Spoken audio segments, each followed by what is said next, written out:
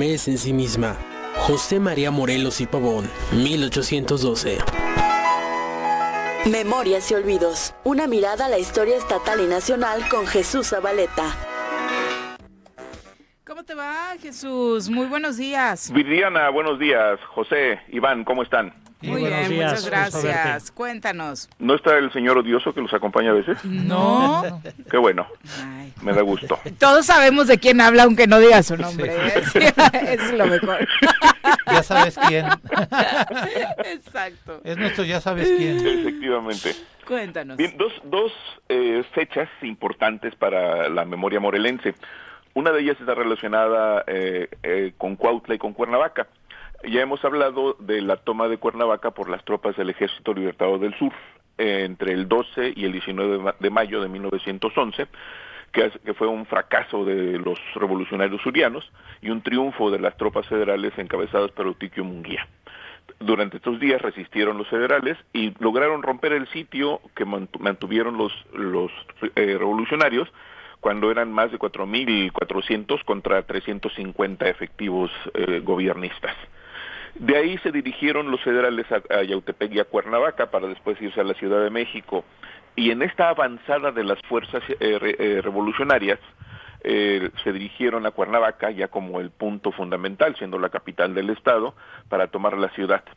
Y fue justamente el 22 de mayo de 1911 que llegaron estas tropas surianas a Cuernavaca, y no encabezadas por Emiliano Zapata Salazar, sino por un personaje poco conocido, que es Manuel Asúnzolo Jáquez. Manuel Asúnzolo tiene una historia muy particular y vale la pena recordarlo porque es uno de los personajes muy poco conocidos de la Revolución y que además tuvo una carrera muy corta porque falleció joven. Manuel Asúnzolo nació en Chihuahua en 1881, es decir, 2 años después de Emiliano Zapata Salazar. Eran contemporáneos. Cuando toman Cuautla, él acababa de cumplir 30 años, y llegó a Cuernavaca con sus tropas entrando pacíficamente. Fue la primera vez que entraron las tropas después del levantamiento armado, y este personaje es muy particular porque era hijo de un hacendado, y como parte de su dinámica personal dilapidó la fortuna que había recibido de él y se quedó solo con unas minas en Guerrero, donde estaba tratando de explotarlas cuando se da el levantamiento armado, y él se suma sin dudarlo. Hay autores que mencionan que él no tenía idea de las consecuencias del levantamiento, pero que convencido de las demandas de los pueblos que buscaban la reivindicación de los derechos de tierras, aguas y montes, él se sumó a las fuerzas de Ambrosio Figueroa, el revolucionario guerrerense reconocido que fue gobernador tanto de Guerrero como de Morelos, y después se sumó a Zapata en Cuautla, de donde partió para Cuernavaca. Recordamos como un día como ayer, el 22 de mayo de 1911, las tropas revolucionarias surianas encabezadas por Manuel Asúnzolo Jáquez entraron a Cuernavaca. Él murió el mismo año de 1911, murió el 21 de noviembre siguiente, en un duelo, en un pleito duelo, no está clarificado, entre el propio Asúnzolo y el hijo de un exgobernador morelense, de Pablo Escandón.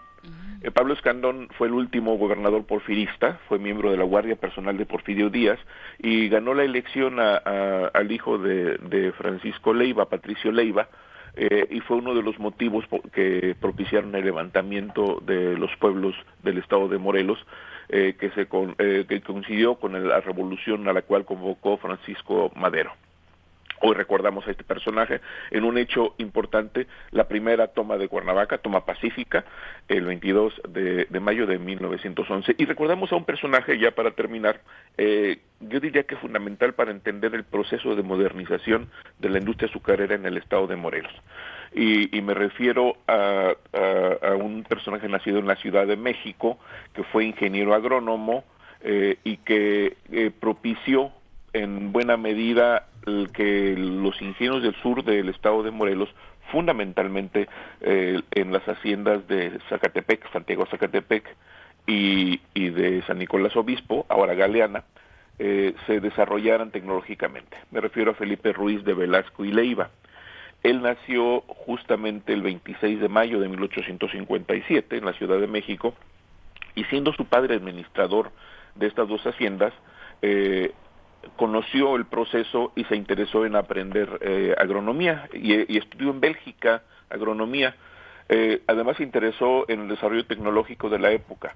Viajó a Nueva Orleans para conocer cómo funcionaban los ingenios en Estados Unidos, los avances tecnológicos, y entre otras cosas entendió la necesidad de modernizar la industria en Morelos.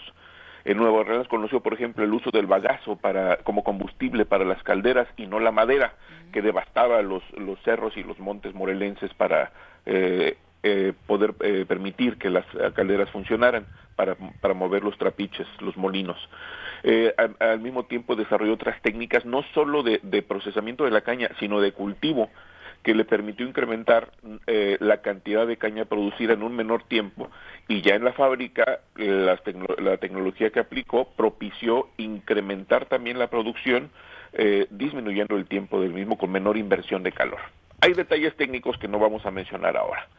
Él fue un convencido del desarrollo de Morelos. Él es el autor de una obra también fundacional para los estudiosos de la industria azucarera en México, que es la historia y evoluciones del cultivo de la caña y de la industria azucarera en México hasta el año de 1910.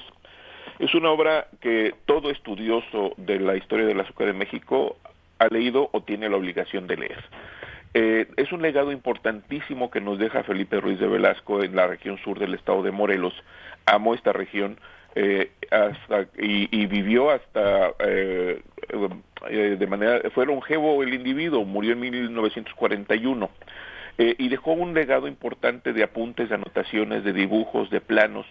Fue un experto también en hidráulica, desecó varios pantanos para incrementar la producción de arroz en Jojutla y Zacatepec, y fue un impulsor del desarrollo de la región también, y a él se debe la autoría de una fuente emblemática en Jojutla, la fuente Beatriz, que se inauguró el 1 de enero de 1897 en Jojutla, con reminiscencias moriscas como las que él impuso en la arquitectura de la hacienda de Zacatepec. Recordamos pues en la fecha de su natalicio, 26 de mayo de 1857, al ingeniero Felipe Ruiz de Velasco y Leiva, un enorme impulsor del desarrollo de la industria azucarera en el estado de Morelos y que incidió, por supuesto, en otras regiones del país. Y Jesús, quisiera, muchas gracias por eso, que siempre es muy importante recordar la historia y pues sobre todo el tratar de trasladarla a cómo debemos vivir el presente, y en ese sentido quería preguntarte, aprovechando la fecha, y si puedes hacer algún comentario al respecto. Hoy 23 de mayo, pero en el año de 1962 asesinan a Rubén Jaramillo y a su familia, que me parece que es un evento pues también histórico en Morelos, que por supuesto a veces con el tiempo se va borrando, y quisiera aprovechar si hay algo que puedas comentar al respecto de ello. Brevemente, toda muerte es lamentable y todo crimen como el que él y su familia enfrentaron no es permisible, no es justificable. Lo cierto es que en ese momento Jaramillo ya no representaba políticamente nada. Fue un error estratégico del gobierno, y vale decir que hay muchos testimonios que demuestran que no es el héroe que algunos han querido encumbrar. Jaramillo era un bandolero, era un asesino. Todavía hay personas que viven, que lo conocieron y que saben perfectamente de lo que representa Jaramillo. Hay un cronista de Tlaquiltenango, José René Gama Beltrán, que él conoció de cerca a las familias a quienes Jaramillo despojó bajo el argumento de su revolución, personas que no eran precisamente adineradas y que despojó de sus bienes mínimos. Conoce otras familias que tuvieron que emigrar porque Jaramillo asesinó a algunos de sus integrantes por no sumarse a su movimiento, por no querer financiarlo. Vivió del secuestro, de la extorsión, y también puedo decirlo que mis abuelos maternos lo conocieron. Mi abuelo llegaba a refaccionarlo, era productor cañero, Jaramillo. Mi abuelo también lo era ejidatario, y mi abuelo lo refaccionaba, como se decía entonces, es decir, le prestaba dinero, que a veces no le pagaba. Se enfrentaron mi abuelo y él en posturas diferentes en los consejos de administración a los cuales pertenecieron, y es mentira, como se ha dicho, que a Jaramillo se le debe el ingenio Emiliano Zapata de Zacatepec. Hay antecedentes documentales suficientes para demostrar que él fue un oportunista que quiso tener el control hasta que lo expulsaron, quiso apropiarse de la paternidad del ingenio, lo cual es fácilmente demostrable el sentido opuesto, y se ha hecho de él un mártir a partir de este crimen imperdonable, pero realmente en mi perspectiva es un personaje oscuro que poco representó para el desarrollo de Morelos. El tema genera debate, pero lo cierto es que Jaramillo fue un asesino demostrado, un oportunista, un secuestrador, y un hombre que vivió de la explotación de la necesidad de los demás. Seguramente más de un indignado o indignada con esa postura, Jesús.